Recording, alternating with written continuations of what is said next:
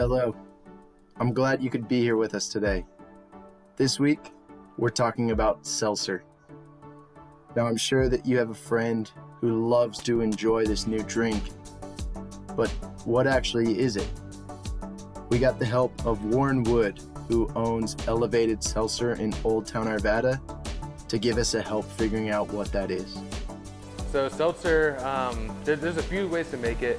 The way that we make it is that it's brewed, but basically you do it the same way you do beer, where you heat up your sugar in the water, you dilute it through the water, and then once it dilutes all the way through, you cold crash it just like you would beer. So you crash it down to your between 69 and 71 degrees, depending on where you want to ferment at. From there, you take it to your fermenter, where it ferments for about 12 days, very similar to beer. Once it ferments, now you have your alcohol, and throughout that process, all the sugars are now transitioned into alcohol, so you have zero sugar with your final product. And then transfer to your brine tank. In the brine tank is where you carbonate it. Similar to beer, you carbonate all your stuff in a brine tank. And then we add our flavoring into there, and then from there we filter it for about 3 to 4 hours to get it where it's color of water, and then done. Now, if you're lost like I know I was, let's see if we can explain that just a little bit more simply. Oh, okay, sorry. Seltzer is alcoholic water. A carbonated alcoholic water. It takes 2 weeks to make.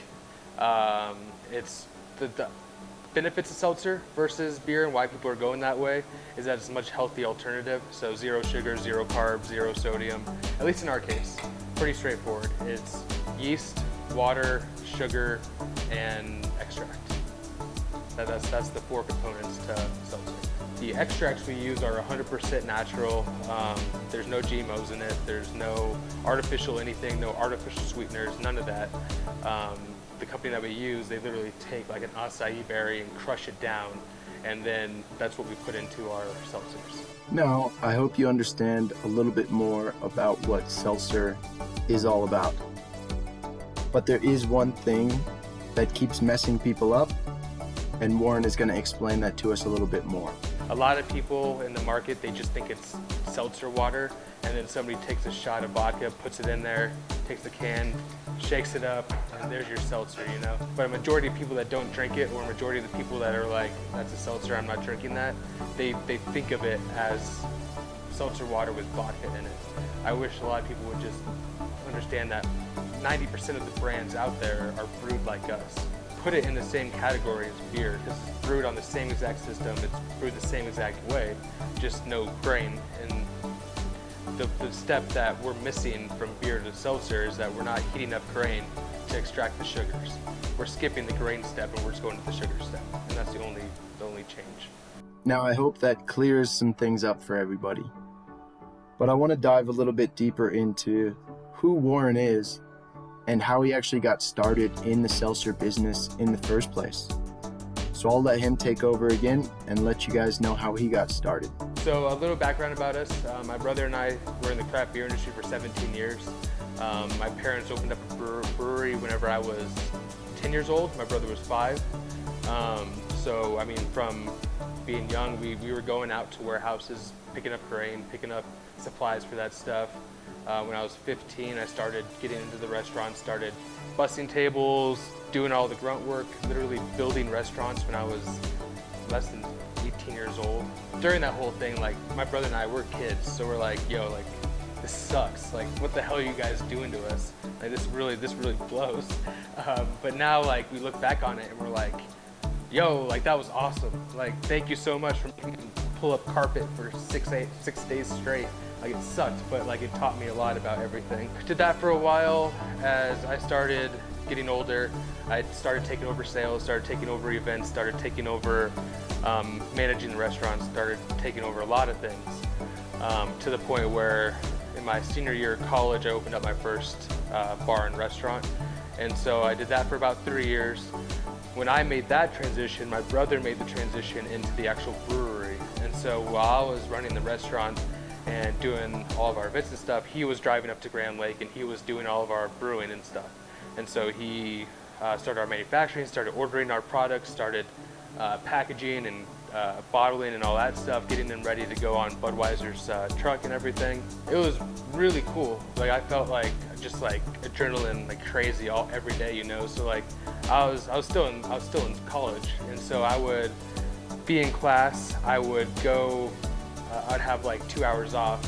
I would bring my computer with me. I would do some schoolwork, but I'd also be like sanding down the bar, like staining the bar, painting something. If I had the time, I would do some of the plumbing or something like that. But it was all like very, very exciting. I was never nervous. Like I said, it's one of those things where like I've been doing it since I was 10 years old. Like I've already done everything that running a business has to do. The hard stuff is really just like the day-to-day like things that just happen, you know, like this is a perfect example today. Like I'm waiting for a guy to come by and fix the oven. I'm waiting for a guy to come look at the ice machine. That was something that you just never plan for. And so when that stuff happens, like I didn't have an oven for six days up in Greeley, and that was like when I first opened. And so I didn't have the $2,000 to pay somebody.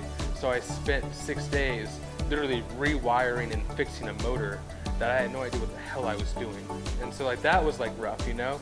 But at the end of the day, like I finished that up and I was like, that's right. Like I fixed that, you know? I don't think it was never something I was ever stressing out about. I really wasn't nervous at all when I got that open. It was more just pure excitement. Let's fast forward a bit. Warren sold his first bar for a profit. For a few years, he tried out a few different jobs and then decided to get back with his brother, and they decided they wanted to do something big.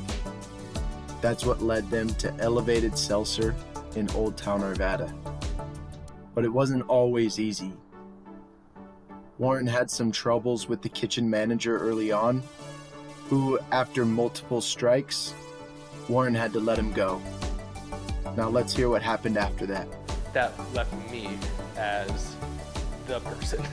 And so I took on every responsibility that he had. And so now I'm cooking in the kitchen 6 days a week. I am ordering all of our food supplies, all of our bar supplies, everything.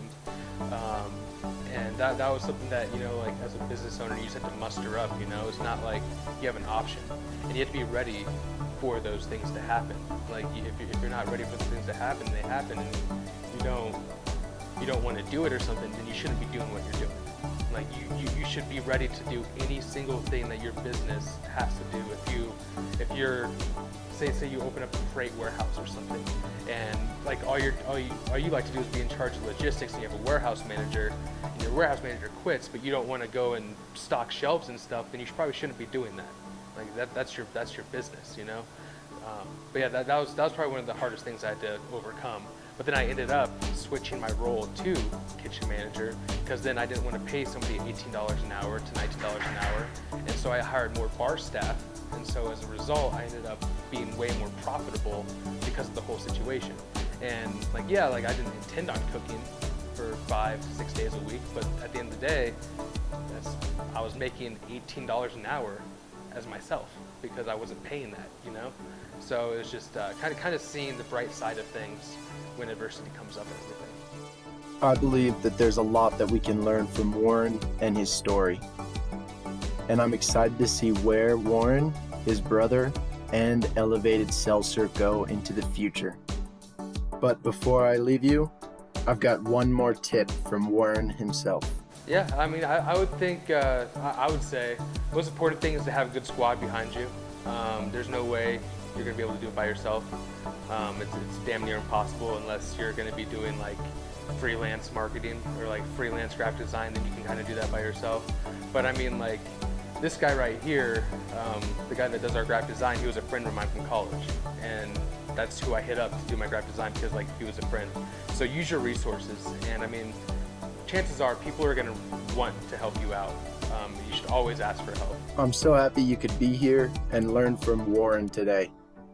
If you would like to hear more about his story and what he's doing, please like this video, comment below, and let us know that you want to see more.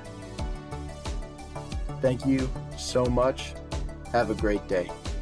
Oh yeah, it's the social aspect, you know? Like I truly enjoy talking to people. I enjoy like going to festivals and being in that social scenario, and I like making people happy, you know. I like to also support different people, you know. Like I did a health and wellness event, and I just donated my product and stuff like that.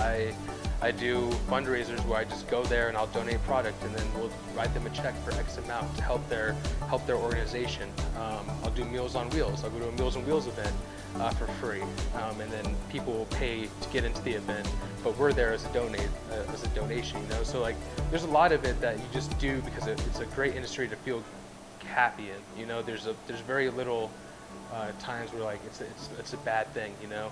People come in here with their group of friends, and I got them together.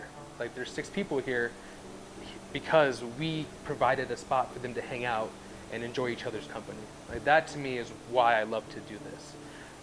It's just really enjoyable, honestly.